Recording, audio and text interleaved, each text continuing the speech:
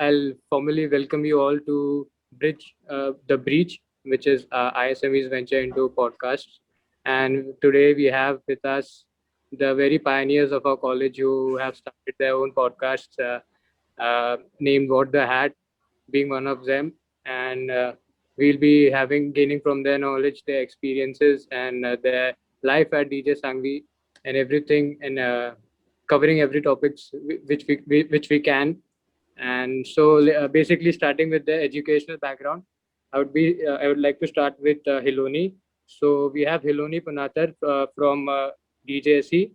She completed engineering in information technology in the year 2014, and then later she moved forward to the Harvard University, which is a very prestigious milestone which every one of us has in mind, that we need to get that tag, that Harvard tag in our resume or something. So we'll be talking about that shortly. So she did her marketing in management in Harvard University, and later she went on to start her own startup, where she's the CEO at Webshakers.in. So basically, it's a digital marketing consulting startup. Moving further to Atit, even Atit is from the information technology background. He completed his engineering in 2014. Later, he moved forward to do his master's in in entertainment technology from Carnegie Mellon University. And currently, he is the AR/VR developer at Yinzcam, the company.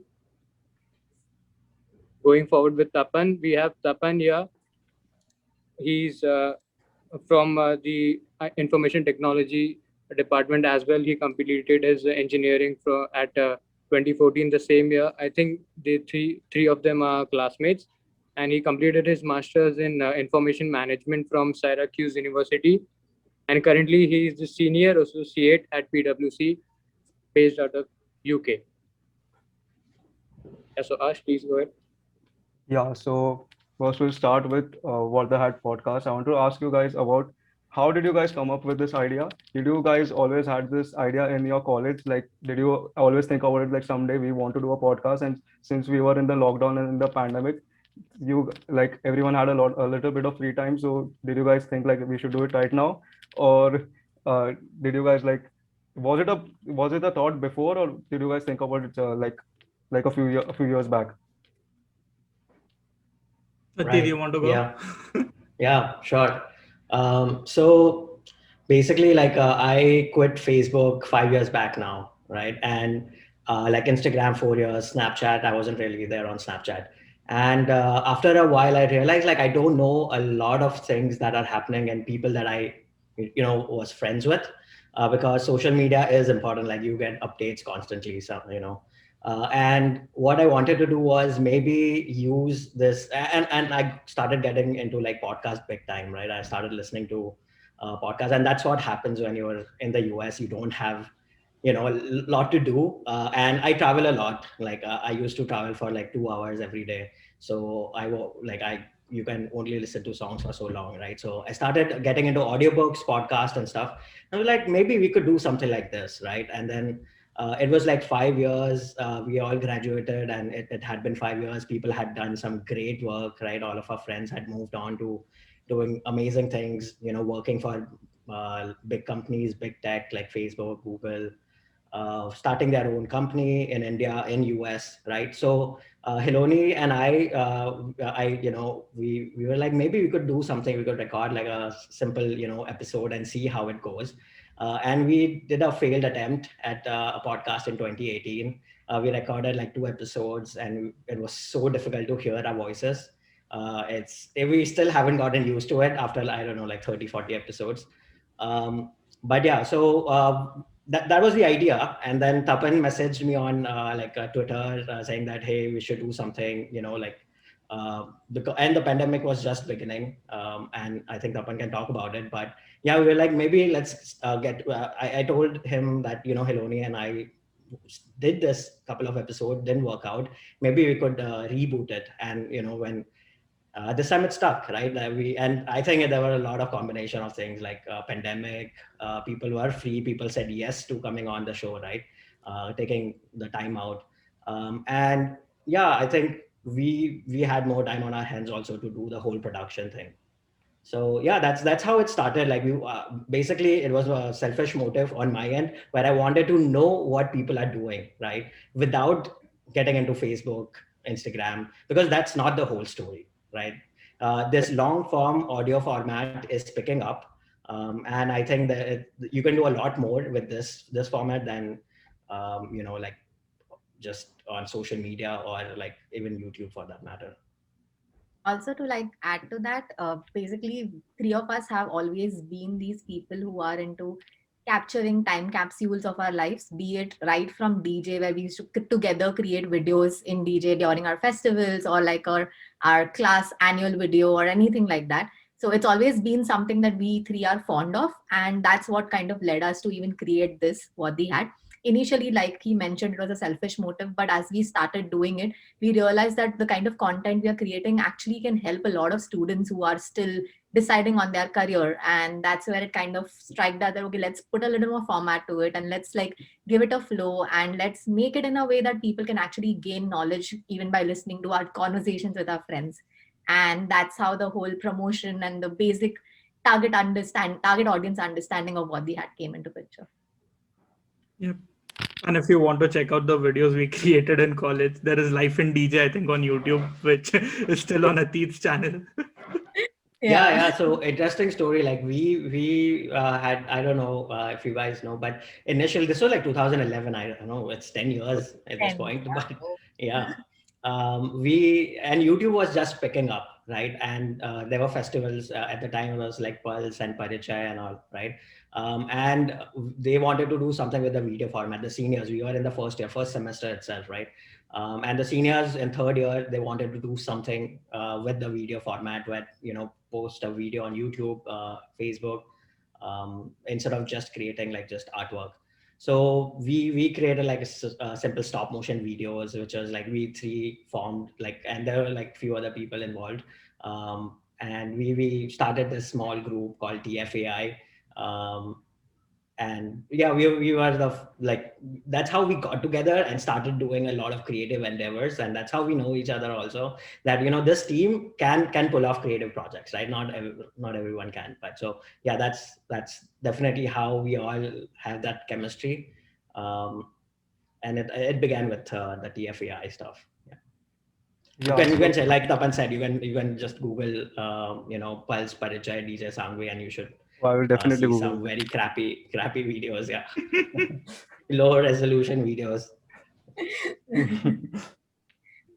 Yeah, so on that, like before, as you said, you did some like you had in 2011, you and Hiloni tried to do a basic podcast. You guys started it. So what were your innovations before starting it? Did you have something like we should do it something like this way, or what if this goes wrong? Like, how did you overcome that? What did you do? I think when we actually went ahead and started at that point of time, the podcast thing, Atit was in the US and I was in India. And in India, podcast was not even like, it was just there, like barely people only. I mean, I don't think there were any Indian podcasters at that point of time, very few. And it has just started. And that's why we were like, let us play on our strengths and kind of go in a format where we talk about things that we have experienced over time. And during that time, I am into marketing, and that's something that I knew very well about. Atit was into technology and he had very deep interest in finance. So that's the two factors he wanted to talk about. And then we realized that after like 2 recordings, we kind of ran out of like content ideas as to what else do we bring to the table, because we are kind of bringing in our strengths already.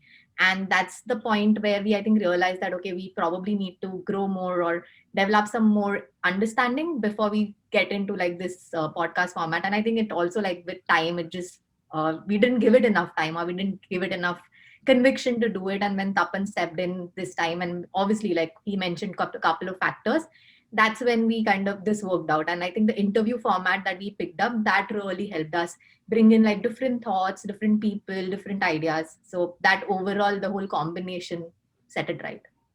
That's interesting. Very interesting. Okay, so I also wanted to ask Atit and Tapan about their financial podcast, and why did you guys start it? I just listened to 2 episodes today, so it was very interesting. And Like, why did you guys started to like? What was the main vision or like goal behind it? I'll go for this one, Atit. You can chip Go in. for it. But Yeah. essentially, when we moved to US, right, in 2016, 2014, I at least realized that I did not know anything about personal finance, because in India there is a stigma around like talking about finance. Your friends don't talk about how much they are getting paid, or your family also doesn't talk about how are they managing their finances, where are they investing, how are they saving, budgeting, and all that stuff. So 2014, 2015, while I was in college, I spent a lot, because you are in a different country and you have access to credit cards and all that. So by 2016, I had a huge debt, and I had to learn about how to get rid of Yeah. debt. So sorry to interrupt you. So can Yeah, you please elaborate on that credit card story? So I listened to it today, so it's all very interesting. Can you please elaborate on that? like on the debt The story. yeah, the way you described it on the podcast.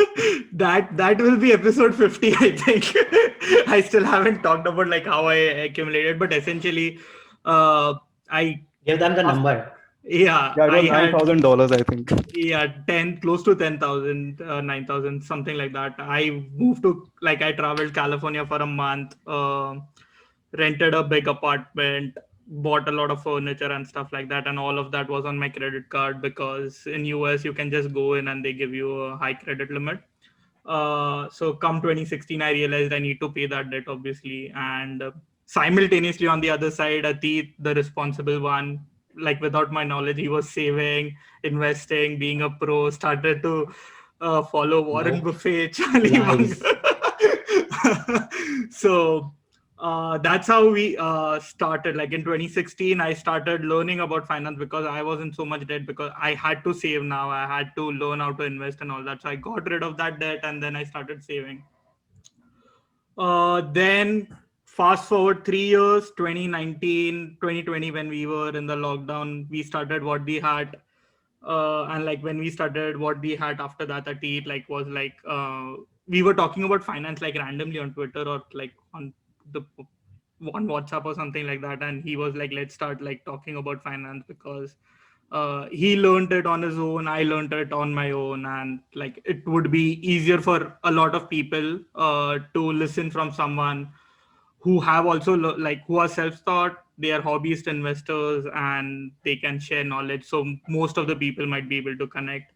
So that was the thought behind it. Atit, like, you have a better explanation. I don't know if I did a good job. Did a I great think you job. covered I have it. Yeah, from there. yeah, like the tagline is, we talk about money because your friends and family won't, right? Yeah. That is the idea. Like we want to. It's not a, like, it's intimidating if you look at the financial jargon, especially if you have an engineering background like us. So and it's a jargon, right? You can break it down. It's not too complicated. Since we are engineers, we are good with numbers, and at the end of the day, finance is all about numbers. You just have to, you know that was my way of approaching. And then like we were like, maybe we could log it while we are learning, right? Maybe we could do it in public, learning in public, right? We are learning right now also. Whatever we've learned so far, let's put it out there, hit a record button. It's so easy these days to make something, produce something. Let's do it and see what happens of it. And right now we're 35 episodes in, and yeah, it's exciting. Learned a lot. Yeah, that's great actually. So, who are your mentors, Atit, apart from Warren Buffett? Oh. I think even Charlie is some of the people, some people Yeah, follow, absolutely. right? I wish I knew about Charlie Munger, like back in engineering, right? Because Yeah, his principles are not just financial principle. It's a way of life, right? Like he talks about mental models and stuff. Like we also cover a lot about mental models on both What the Hat and Cold Brew Money. So Charlie Munger for sure. Ray Dalio is another great great, personality, living legend. definitely. Yeah, like so many, like Twitter. I think Twitter is a great way. So I'm not on any social media, like I think I've beaten that horse to death now. But I'm only on Twitter, and I've learned a lot on Twitter. So you can find a lot of these personalities on Twitter talking, sharing their thought in real time, right? So yeah, for sure, those definitely are the top three mentors. That's Great. very interesting. So now we want to get into your college life. So you guys, all three of you did bachelor's in IT. So I wanted to ask each one of you that did you always want to do engineering in IT? Was it the thought in school ki no, I will do engineering, or was it because of the peer pressure or because of the family ki salary package is so much or something like that? Was it something because of the surroundings, or was it because you really wanted to do it? Who wants to go first? Either of us. Tapan, go ahead. Okay. So I can break it down into two: first engineering and then IT, right? So engineering was peer pressure. I like since 10th standard, it's been sold to you if you score more in science. If you get good marks, CET science, then engineering. Mathematics ka I had good score, so engineering was fixed like that, like since 10th standard, because yeah, I was good at maths and all that stuff. So that was peer pressure. IT, because I was interested in computers. I did not understand, like I did not even know what was electronics, telecom, or production, mechanical. I did not know about those fields. Computers I was comfortable with. I was working. I used to make my own like hard CPU and all that stuff. I was really interested in that. Come 11th, 12th, I realized software is a better field rather than hardware. So I was leaning towards IT from there. So that was essentially my whole thought process. So engineering because of peer pressure, IT because I was interested in software. Yeah. Oh, Atit. Yeah. Why IT, right? Like why engineering and why IT? Engineering. Yeah, because cousins were doing that. It's simple as that. Like me, I took science because that was the thing to do if you have high marks in 10th standard. And luckily I got the like good marks in 10th standard. Got into and had the option of going into science, and then science. After taking science, there were like medical, engineering. I think only those two are the bigger ones, right? And then because everyone in my family is an engineer, so I decided to go with engineering. Now, like why IT? Not computer science, because I got I had scored enough to get into IT, not computer science. I don't know what the state is now, but it was basically that. And I don't think there is a lot of difference between the two. You do less hardware maybe in IT, but at the end of the day, so, and this is a very high level discussion, but I think compartmentalizing all these disciplines is not the right way to learn. It's good. It's my pet peeve with the education system in general. But who am I? I'm no expert. But yeah, We can go on for an hour about like the education system. yeah, but you should. So what I think is you should learn things as a concept and not where it belongs. If you learn something about production engineering, how to do simulations, how to know if this job will get processed in time, you could apply that to anything, right? You don't have to be in IT. But anyway, like I got into IT because a lot of my family members are doing that, and it was the hot thing, right? You get jobs easily, because I heard stories where a chemical engineering eventually after 4 years gets an IT job, right? He's writing code in Java. So that's why it was an obvious choice. And even like I started coding at 7th grade. I got lucky, and like my school had computer classes, and they taught us Java in 7th, 8th standard. So I liked doing that. So I even in 11th and 12th, when you had to pick like the optional subject, right, vocational subject, I chose computer science, and then it was a natural transition. Awesome. I think for me, it was a divide between my right brain and left brain. Like Tapan and Atit said, being good at scores is like an obvious choice that your parents are going to push you into science. And once you're into science discipline, you have only two options, either medical or engineering. And I made that choice way in like taking up a vocational subject. You are out of bio, so obviously, like medical wasn't an obvious choice. In 12th, I was still considering, and I actually considered being in arts because that's something I used to love doing. And then I had this other option of picking up engineering, and like the obvious Indian parents that take the easier, I mean the most Safe route.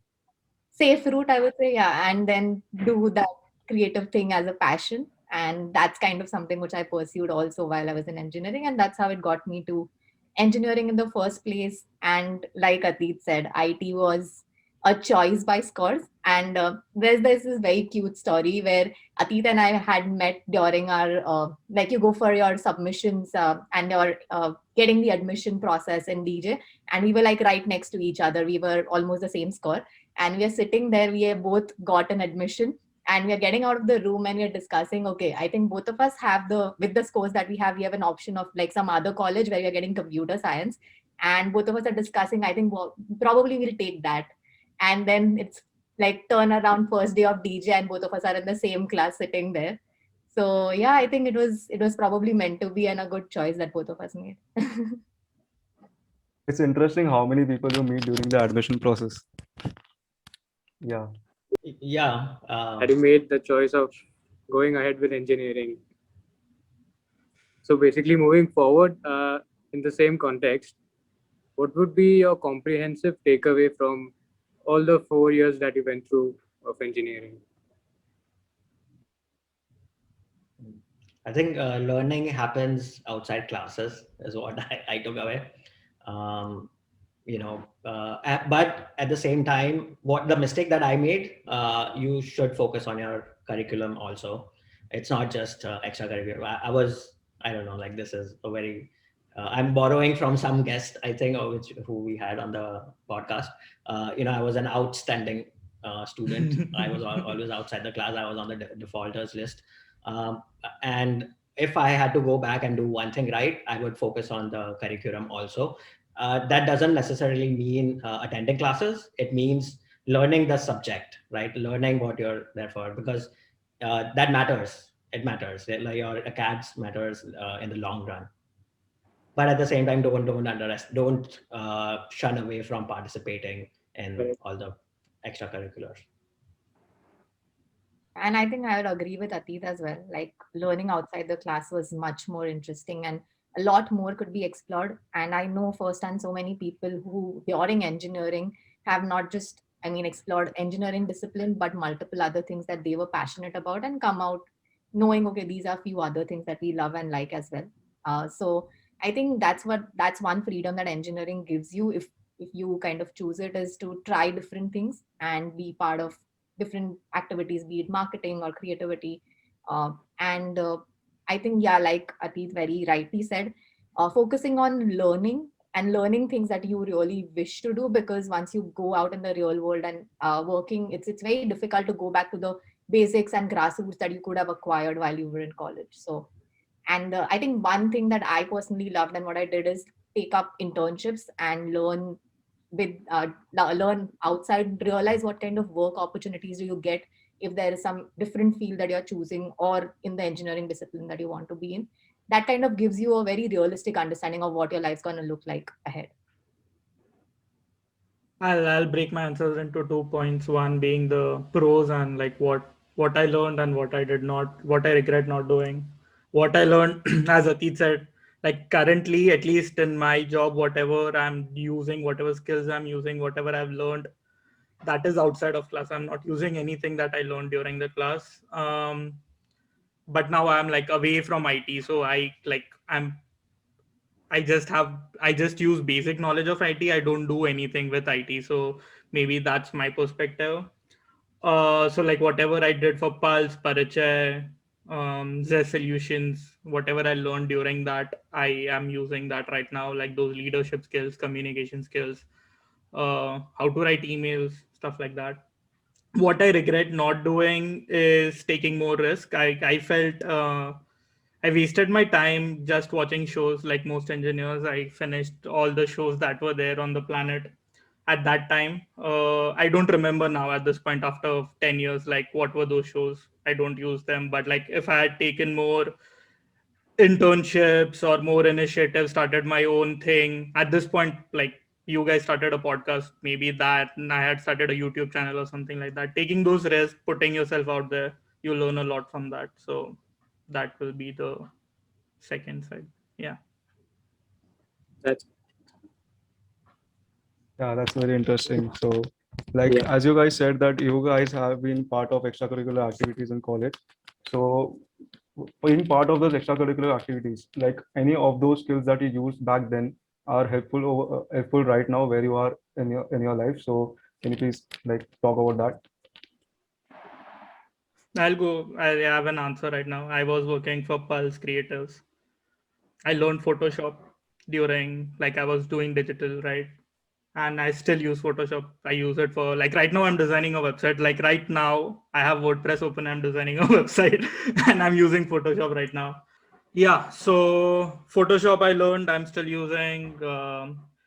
And video editing, those are like software skills that now, because of video editing, I can edit audio and I was able to pick it up. Those were software skills. But like soft skills, in terms of soft skills, as part of Pulse, I talked in front of people. I learned how to, like, I was a very shy kid, so that pushed me to do more things. I learned a bit about marketing, sponsorships, and all that stuff, which makes you understand the business side of things, like as a student, and that is very interesting. When I was in DJ, we had a startup called Solution with two other friends. So there we used to go out and pitch to people, talk about sales, selling stuff as 19, 20-year old. Like that's very difficult as well. So that's one of the skills I learned outside of the class. Yeah. I think for me, basic foundations of my business right now, a lot of those come from my experience with the extracurricular activities that I did in TJ. Being in a leadership role in the festivals kind of helped me understand time management, helped me understand team management, gave me the, because I was in sponsorship and I was VC of sponsorship as well, gave me that experience of going out, sitting with people of different genre, different industries, different age group, and sitting down, negotiating, selling them things, and then closing on deals. So those kind of exposure at that point of time you consider as just exposure, but when you actually see them in real life, they are basically your foundation towards the confidence that you have when you actually do something of your own, and when you go out there and you know that if you could do it as a 20-year-old, you are definitely gonna be able to do it when you're 25 and you have something more solid to give to the people. So that comes with this experience, and that confidence is only built over time, like decision making, negotiation, like being more real time and taking up the right responsibilities whenever required. Those things are, I think, not something that any classroom can teach you, or any MBA program can also teach you. They are purely experience based, and that's something that you gain out of these. We'll be coming to that in the next few questions. Awesome. Yeah, please go. Yeah, I think Hiloni and Tapan covered most of the points. A lot of things that you learn and participating in all these extracurricular festivals and competitions and stuff is more subjective than objective. Like everyone will take something different out of it, out of the whole experience. You come out of your shell, you learn all these non-tangible things, right? Like selling. Again, I was also I am still an introvert, and making cold calls and handling rejections is you have to, it's an acquired skill. You have to keep doing it to get better at it. So Yeah. you get opportunities for doing that. And the most important thing is teamwork, like how to be a part of the team, right? Like how to because Chirag Mandot told me this कि अकेला बंदा कितना कर पाएगा.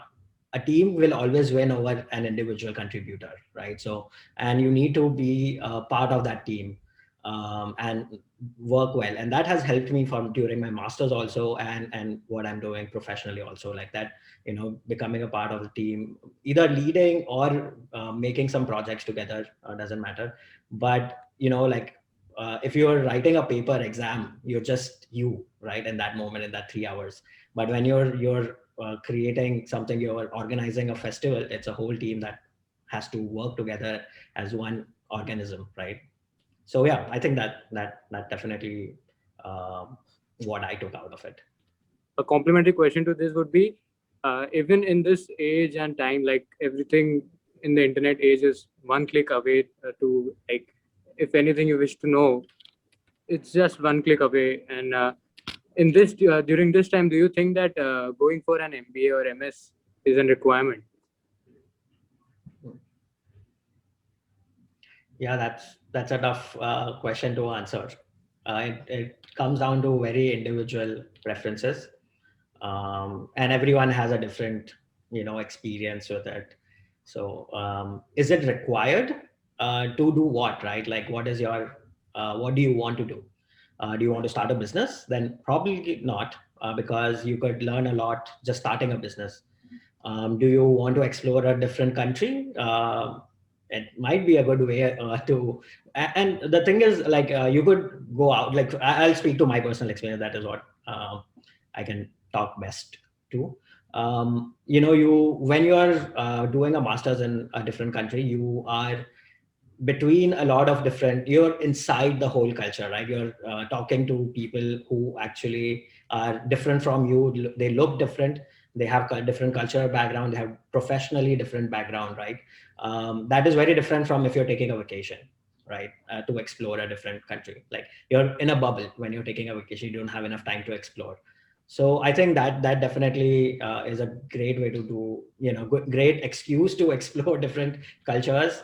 Expensive one, if you just want to explore different cultures, but I think you learn a lot. I don't I would still say, like, if you have the opportunity and the means, doing a master's is a good way to, in a different country, is a good all-rounded experience. Like, you'll just evolve in general. So but obviously I'm coming from a very biased opinion because I did a master's and I'm here. So yeah. And I think I have a different opinion here.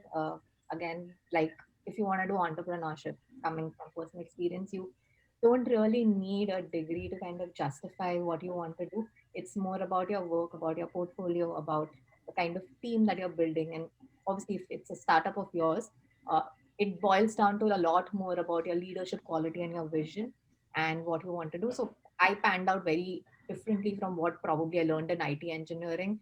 And I think that is something that was more acquired knowledge rather than uh, I think a specific curriculum that could teach me that.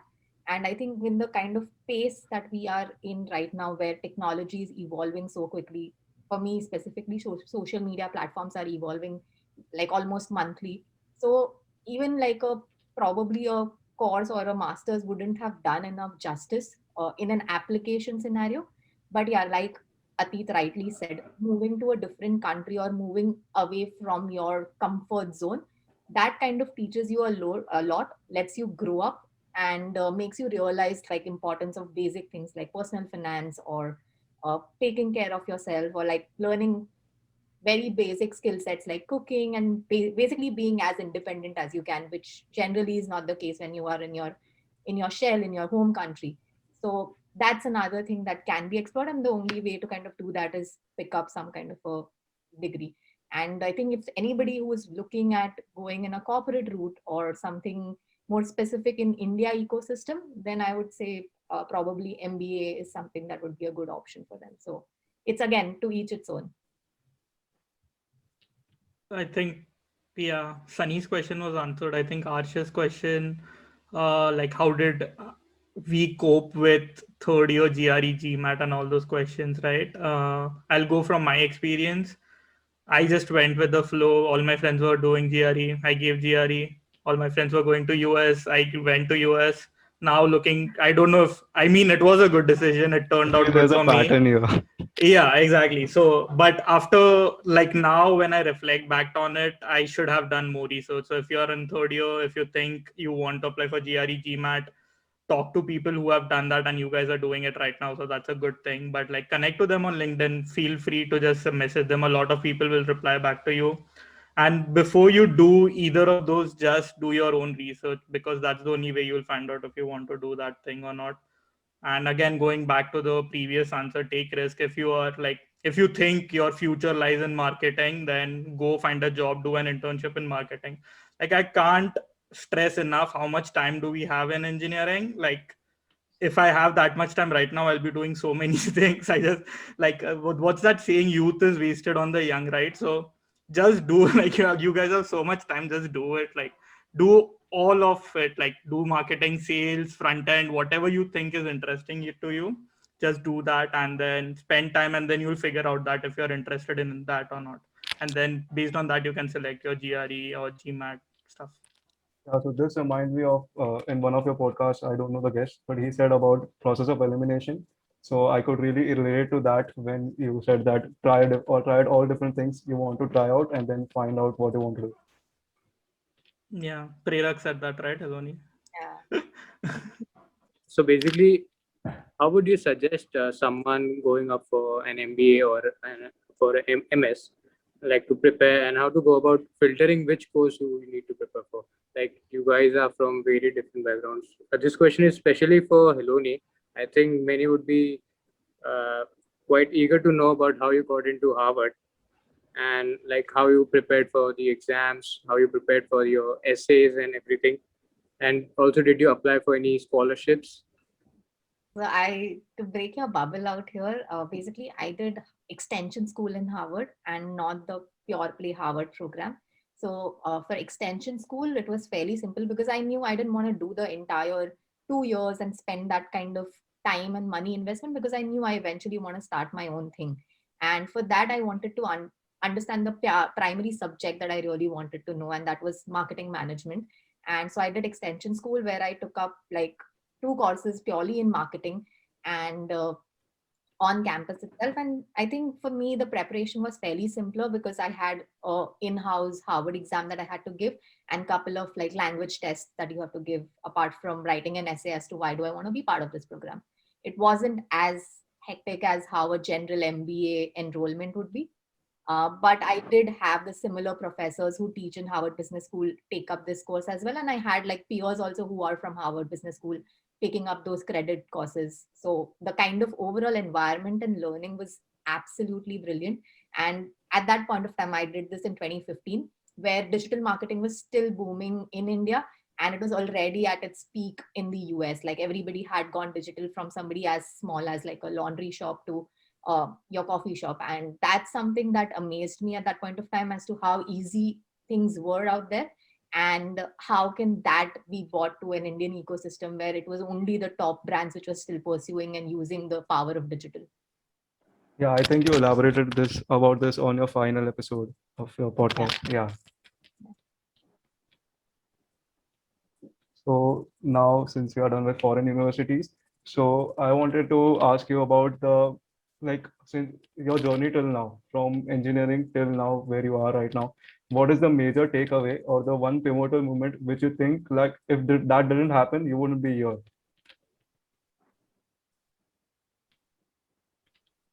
It's easy for me. I think the videos that we created in undergrad I wouldn't be here if I didn't do that, because that's when I realized like I like doing creative stuff. And then like I liked programming also. And that I when I had to choose between if I want to take up a job or go for a master's, and if I am going for a master's, I didn't want to do like computer science, hardcore computer science, right? That's why I looked at like I even briefly looked at masters in fine arts, right? But I am not that artistic also. So like I was at an intersection between something creative and technical. And that's thankfully there was a program at Carnegie Mellon Entertainment Technology, which did exactly what I wanted to, right? So basically what I learned during that 2 years was a lot of soft skills, how to work in a team and everything that we covered so far, and along with the technical, because Carnegie Mellon is one of the best technical schools also. So like creating games, VFX, making user experiences, all of these disciplines. These are some things that I learned, and I don't think I would have chosen like entertainment technology or anything, like what I do professionally also right now, augmented reality, virtual reality. Like the job that I'm doing right now, the stuff that I'm doing right now didn't even exist when I was in engineering, first year or third year of engineering even. So I think that definitely, and that happened because someone gave me a camera, a digital camera, right? Again, this was 2010, right? 9, 10, it was still expensive, digital cameras. iPhone had just launched like 2 years back, right? And the camera quality wasn't great. So yeah, like someone gave me the camera, and then I did something with it. We created videos, posted on social media, got a lot of feedback on it, positive feedback, negative feedback, everything. And then I think that was definitely a turning point for me. Yeah. I think for me also, doing sponsorship and DJ and having that front end exposure and probably closing some of the best deals that festival could see at that point of time gave me that confidence that if I ever wanted to venture out on my own, I could do that. And that was one of the pivotal moments. And at the same time, like always being on the creative side, learning technology, uh, being in the digital space gave me that freedom to be creative at the same time use technology to promote it and like share it ahead. So I think that was a good journey overall for me. And as soon as I started my own venture, that was another I would say an institute in itself. The amount of learning that you have when you're starting out on your own, yes, you fail a lot of times, but those kind of failures actually teach you what needs to be done and gives you that understanding as to how would you teach the next set of people who are going to be part of your organization as well. How would they take things ahead and probably eliminate the number of errors that you have done? It's just eliminating as much as possible to kind of find the most optimized route. It's not always going to be the right route, but at least something that you can share as a path for next people. So yeah, I think in your own organization, you do learn everything right from figuring out how to create a brand to setting your brand goals to understanding what kind of team you're going to need, what kind of proposals are you going to make, what kind of plans do you want to onboard, how are you going to go about negotiation, decision making, how are you going to create a system which would make sure that your like promised deliverables are going out on time. And I think this is just like a tip of the iceberg, and there is a lot more. But that's something that I mentioned, very few degree courses would be able to give you that experience. It always comes with doing things yourself, and I think that's the most important part. Like even while you're doing any of your MBA or your masters, it's very important to kind of go hands on and do things, fail at it, learn things, because right now those failures are pretty I would say digestible.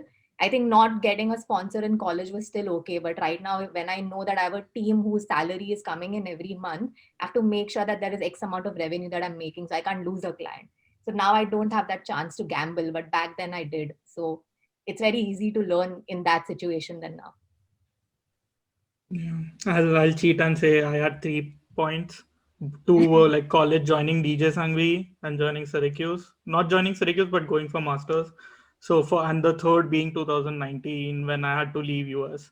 So first for the DJ one, I think not a lot of people, and we've covered this a lot on our podcast, but not a lot of people appreciate the crowd that comes into DJ. And when you are in college, you don't appreciate, but everyone around you has an entrepreneurial spirit and they are creative and they are leaders. Like, I don't know what it is about DJ, but the friends that you'll make in college, those will like stick with you for the rest of your life, like in most cases. So getting into that crowd, I learned a lot. I was like weird in school. After that in college, like I put myself out because of the people that I was surrounded by. Second, going to US, I think Atit covered this earlier. Masters changes you. You learn a lot, like finance, living on your own, being responsible, doing all those errands. And in terms of courses, I learned a lot about like emerging technologies and all that because it's very hands-on, as Hiloni put it. So that was the second point. And third, 2019, when I didn't get my visa, like H1B, and I had to go back to India, that's when I decided like I don't want to rely on one source of income ever again in my life because it is pathetic. So that's when, after that, like all my blog, newsletter, all the podcasts, everything started. So that was like the third point. So those were three. And like I think I don't know if it will help any of the students listening right now in DJ, but those were like three personal movements and none of them had to do anything with education. So that's what I was thinking while giving the answer. No, those are great insights actually. So you were talking about diversifying your income. So the most basic book I've read is that Rich Dad Poor Dad, and you guys talk about it on your podcast.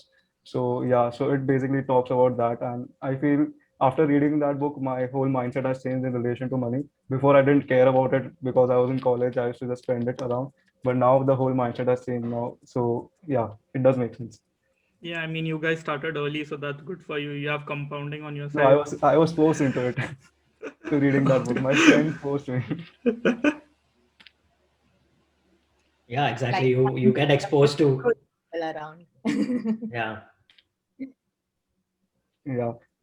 So one other thing, that's a personal question I have, that how do you inculcate that habit of reading? So I read Rich Dad Poor Dad, but whenever I see that other book of 400, 500 pages, I'm like scared to read that book. I'm like, I would rather listen to an audiobook or rather listen to any other podcast rather than reading this whole book. Yeah, So I that, mean, Yeah. book doesn't necessarily mean good, and TV doesn't necessarily mean bad, right? Everyone is different. You should know what medium you learn best from. Like for me, watching videos is the best. Like I retain a lot of information. I like reading also. So yeah, if you learn through podcasts, audiobooks, that's fine too. In my opinion, you don't really have to read. And this initially, like if you talk like 50 years back also, there was hardly any other medium than books, newspapers, books, anything you had to read, right? You had to be literate in at least reading something to get knowledge. But then TV boomed, happened, and then internet came, and then web 2.0 with YouTube, and everything broke. So yeah, at this point, you don't necessarily have to read books, I think. Yeah. And if you're struggling with books and you're sure you want to read books, I mean, Natit's point is totally valid. If you don't want to read books, just don't touch it. But if you want to read books, stop looking at like 500 pages. Just look at the index, look at what you're interested in, and just go to that, read it, and keep it aside. most Like, of the gain times I just whatever. read the summary and go. Yeah. So, like, I mean, you're not gaining something out Yeah. of it, but like you're learning what you want to learn essentially when you're looking at the index. And the second thing will be like, look at the genres you watch videos or movies for, and then use those genres as the books you pick up for. So, if you are interested in science fiction, you're watching all the movies, science fiction movies, then pick up a science fiction book. Like you will then find that interesting. Like these guys mentioned, I'm not an avid reader myself. So I consume most of my knowledge looking at videos and listening to podcasts. So I'm very happy with that format. But yeah, I do once in a while go back to that routine, or if I wish to read a book and make that as a habit. So what I have done, and this is something I learned from Atomic Habits as well, is just decide every day that you want to read one page. And most of the time, you're not going to stop at that one page. You're probably going to read more Yeah. than that, and that's how you kind of keep building it. So if you wish to do that and still want to build that habit, I think that would be a good start. Just Yeah. commit to one thing. I had a similar experience. I had never read books, and I was gifted this book, so I just started to read it. And then in one day, I read like 150 pages. It was like a huge achievement for me because I had never done that. Like we would like to personally ask each one of you about your own careers. So, like Sunny would like to ask you, Hiloni, about your career, about your So digital marketing can career. you guys basically give an outlay, like what is it like in a day of yourself? Like for Hiloni, what is it like in a day in Hiloni's life, and same for Tapan and same for Atit. So can you guys just share some light on it? Absolutely. So I think a day in Hiloni's life, I would firstly say there is not a single day that is the same for me. Being in the space that I am and working with the kind of teams and clients that I do, and that's something I would say excites me. It brings in a lot of joy that I have different things to commit to every day. Also, sometimes you are kind of bogged down because there is a lot on your plate, and I think I have never had a day where my to-do list has got completed. So yeah, that's the case. But I think a day in my life, I mean, with the post-pandemic world, would be a lot of meetings, be it internal or be it client meetings. And and I think there is definitely like a a new habit forming thing that I've done, where I have a mandate that I am gonna give in or allocate time in my day towards meditation, towards workout, and towards cooking. So that's something that I have kept as you can't touch those hours in the day. And that's a mandate. Apart from that, it's more about like continuously working with existing work that you have, building in new projects, venturing out, looking at your competition, looking at the overall marketing space to know what new can you bring to the table. So it's a good mix of execution, working with the teams to get the work done, client communication, and at the same time having like some specific hour in the day where you're exploring and figuring out what next. And yeah, I think that kind of succumbs my overall work day, to be precise. Yeah, so specifically, basically, how is it for a woman entrepreneur in America? Like, especially for you, how was your life like starting out? So you basically started out in US itself, am I right? No, I With started out in India. My agency okay, headquarters in India, and we also have an office in US. okay. I wanted to ask you about that. You have an extensive background in augmented and virtual reality. So the like that is something that intrigues me and interests me a lot. So I have a few questions for you regarding that. First of all, let me ask you, like, were you interested, or like, were you always intrigued by this augmented or virtual reality? Uh, Right. So I think it was 2011 or something, and we had to come up with some mascot idea for IT department. And I think one of the ideas that we were brainstorming was like something related to like augmented reality. I had not heard the word before. I think it was Arindam Bose who spoke about it. And I think he's like a graphics engineer right now at Mapbox, which does a lot of 3D visualization of the Google Earth, but in 3D, right? So that's what Mapbox does. But yeah, he was the one who introduced it to me, and then I started Googling, went down the rabbit hole, created like one very small thing where there's like a small marker, a QR code that if you point at the camera, it will show some video on top of it, right? And it was one of the videos that we created for the festival, and this was running on a web. I think it was Flash. Yeah, it was Flash, which is non-existent right now, right? And it was running on a laptop. It was very and it was dropping a lot of frames, so it was computationally expensive. It was very close to magic, right? Like it was close, at least in my perspective, it was the closest you will get to actual magic. So yeah, that's how I got introduced to AR. And then I was looking at for applying for masters, and then at the ETC, Entertainment Technology Center, had this program, and they work with a lot of cutting edge tech, right? So that is when another benefit of going to do a masters is like sometimes it opens up opportunities that you didn't even know existed, right? I didn't know like VR. I was not introduced to VR until I came to the US in 2014, right? And I got to experience like Oculus Rift, which yeah, early I version was of going to Oculus ask you Rift. about that. So, Yeah. for the unknown, AR and VR is like, it's very interesting way to play games. That's what from the afar we see. So Right. when I actually got interested in it, so there's one YouTuber, I don't know if you know, Marcus Brownlee, MKBHD. He's a tech Sure. YouTuber who has interviewed Mark Zuckerberg, and they were talking about Oculus, this company, and he was just asking Mark about his views on AR and VR and what's its future. So Mark said that said that it's going to take, like, it's going to be the next step for technology. It's going to replace the mobile phone. That's what his vision is. So do you resonate with that? Do you think it's your vision is the same?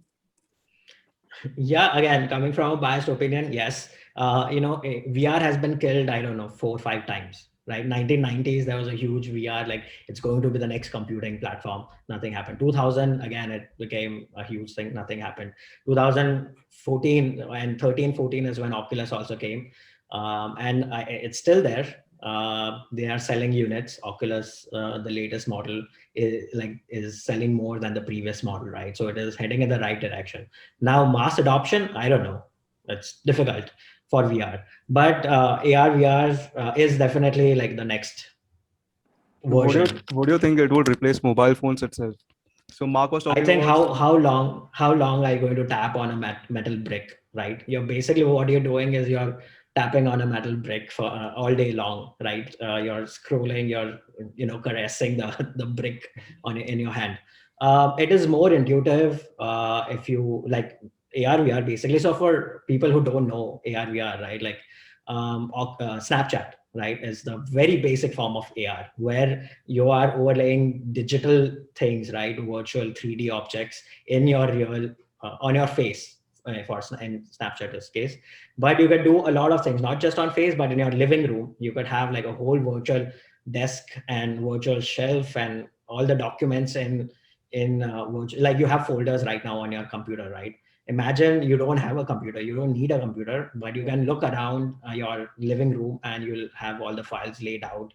And yeah, I think it's a more intuitive way of interacting with the technology. There is some great book, I'm blanking on the name right now, but screens, right? When screens were invented, it broke things because once it became so easy to create software for the screen in a 2D two-dimensional thing, no one bothered to do come up with a better way to interact with technology after screens were invented. So pixels and screens were maybe a point in human technology history that changed the way we interact with everything.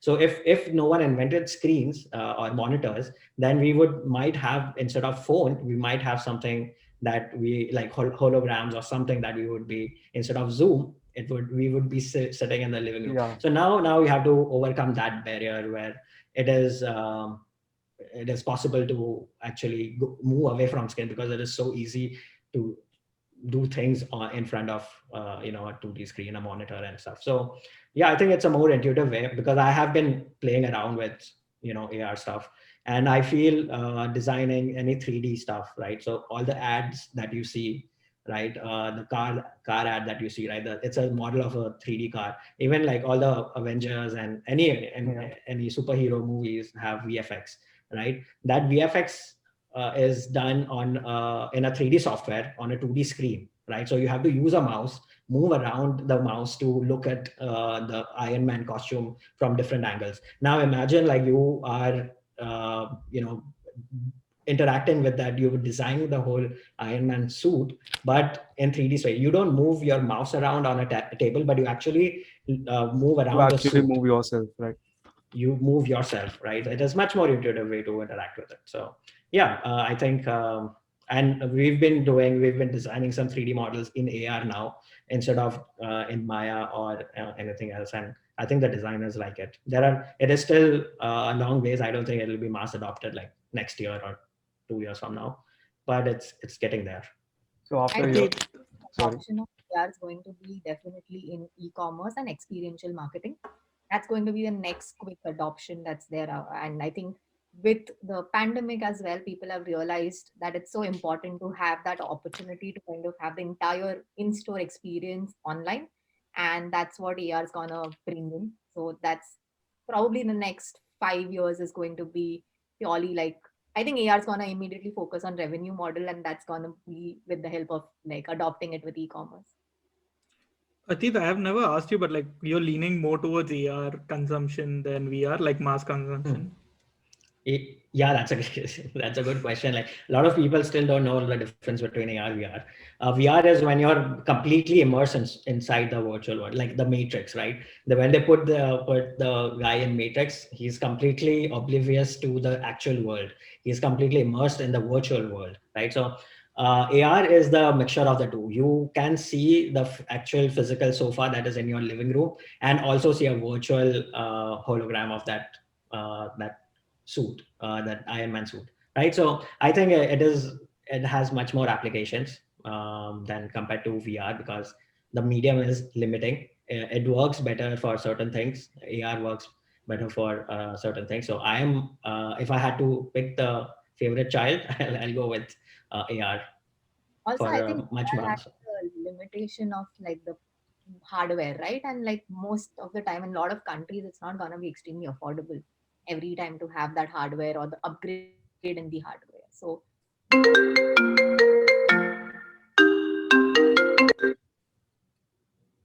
I'm so Oh, sorry. Give me 1 minute. Yeah. Am I audible now? Yeah, yeah. yeah. Yes, yes. Please go ahead. Please go ahead. Sorry.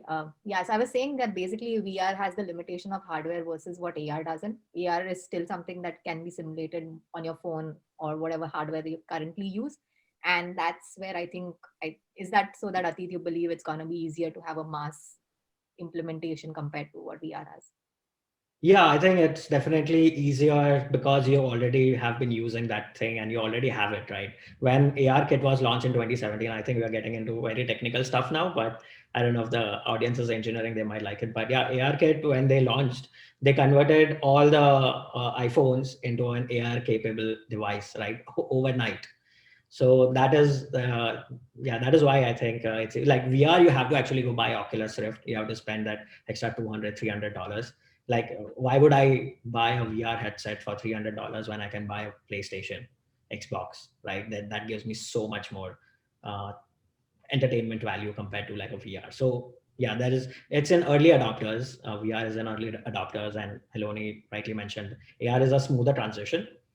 But I think if AR has to, if go to the next stage, it'll have to be some sort of a Google Glass thing, a wearable on For your. Google Lens.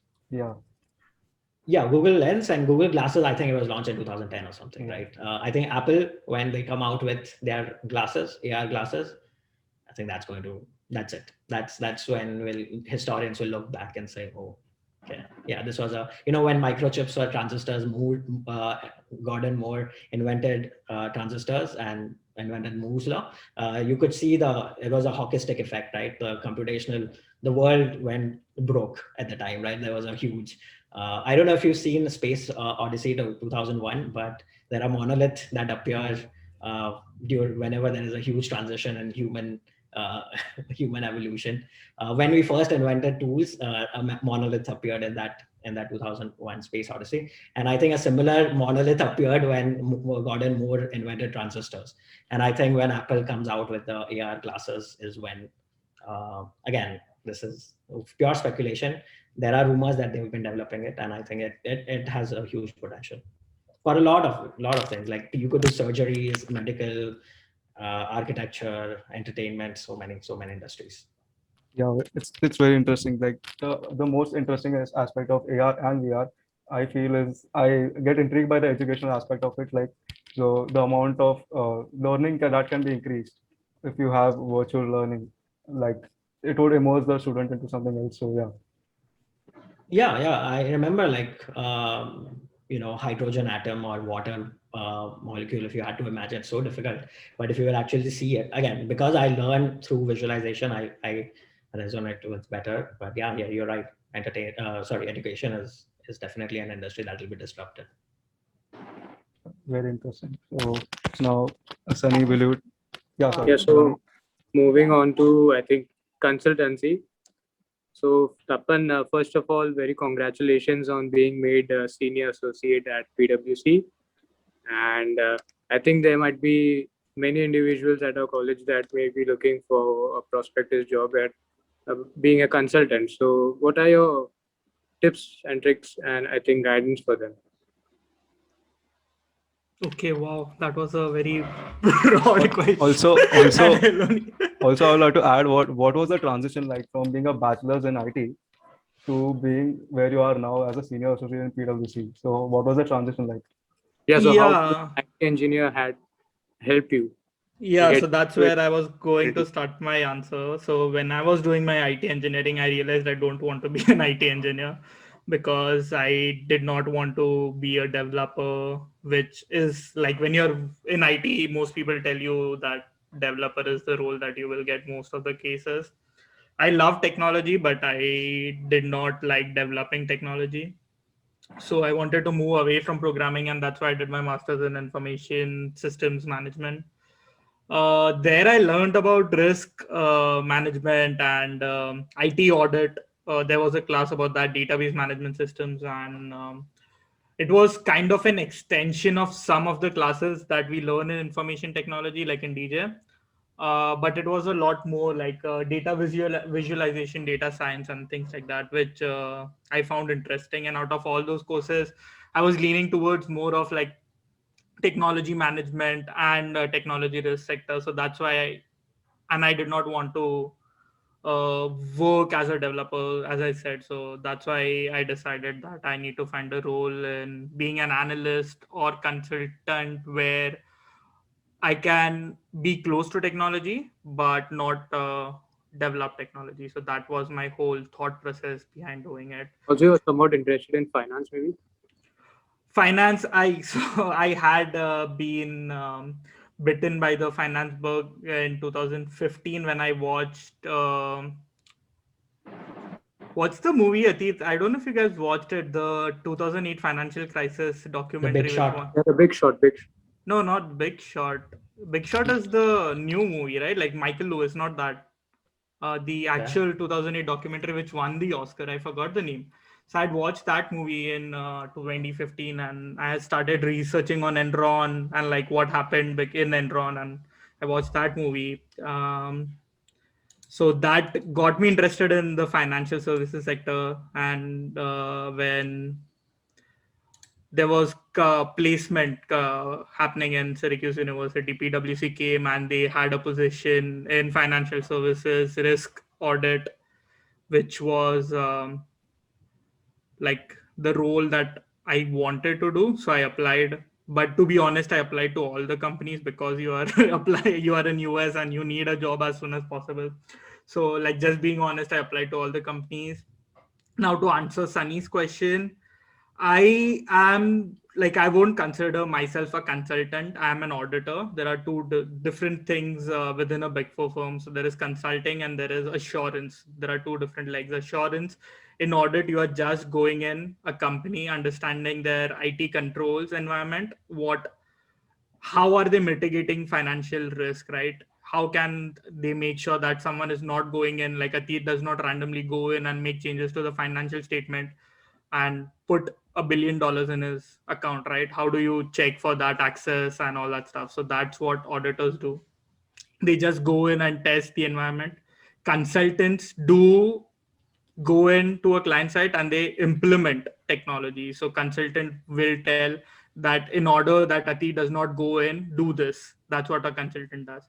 I go in and test that what consultant has implemented is accurate. So those are the two basic differences in consulting and audit. I was applying for consulting and auditing roles, both of them, because both of them are somewhat relevant. You stay close to technology, and I was applying for the technology side. Uh, and then to answer the last question, I think how big an IT engineer went to become an consultant or auditor in my case, I think, and to be honest, I think engineers can do anything. And I'm being totally biased, but I think we develop a sense of logical thinking in some ways on how to solve problems. Inversion is the first thing that we do, like what should we be avoiding, and then like what should we be doing. And I think part of our thinking or logical procedure, we do that. So I feel engineers can do anything, and engineering somewhat set me up like by teaching like about database management systems and how do servers work and how do you install a database on the server, like those basic things. So essentially I ordered those things right now. So it's somewhat relevant to what you study in college, but you learn a lot more. It's a lot of Excel, to be honest. So you'll be working a lot on PPTs and Excel. So don't expect like a very like I'm not working on cutting edge technology like Atit does or Hiloni, but it's interesting that way.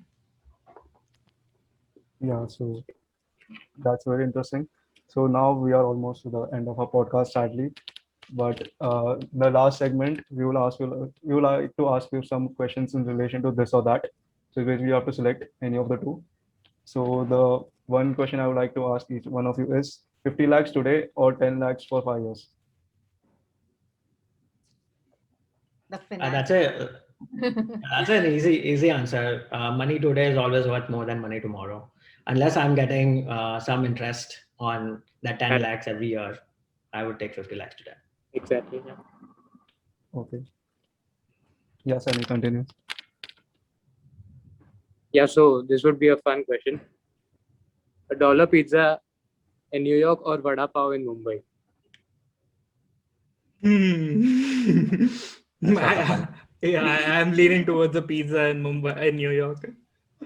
But I'm just biased because I had a lot of vada pavs like while I was in India. I haven't had a New York slice since 2019 at this point. So yeah, that's my honest answer. I think I'm a very big Italian person, so I would also pick Oh, fame. I'm a Jan, so I don't know what vada pav tastes like in Mumbai. Bananas. Kacha kela. Yeah, yeah. okay. So given an Um, option, what would you choose, money or fame? Money or Fame. Fame, I I think probably at this point fame, because with that you can create money options much easily. so you're getting either both of them, basically. yeah, I think one of my professor told me like be famous. It makes things easier. It's just not just creating money, but doors open much more easier if you're famous. So, but yeah, you need to. I mean, there are, you know, this both is a coins. philosophical discussion. Yeah, yeah. I mean, you need to know how to handle fame. It's a very psychological thing. Money is still actually, both of them are psychological. Yeah. Anyway, Tapan, what do you think? I would go with yeah, I don't know. I might go with money. I don't want the fame. Yeah. I'm fine without it. Interesting. So, I want to ask you, all of you guys. So, are you guys, would you rather choose mountain first, go to the mountains or go to the beach? Beach. No Oh. thought. I have this perfect dream house I've seen in South Africa, which has like a foreground of a beach and a background of mountains. Uh, Why choose when you can have it all? yeah, diplomat as I'll, always, Hiloni. Both the answers were diplomatic. I'll just visit Hiloni. Oh, we can share. Don't worry. We can share. Yeah. Go. We'll do a timeshare. Yeah. So, running or trekking? Running or what? Trekking.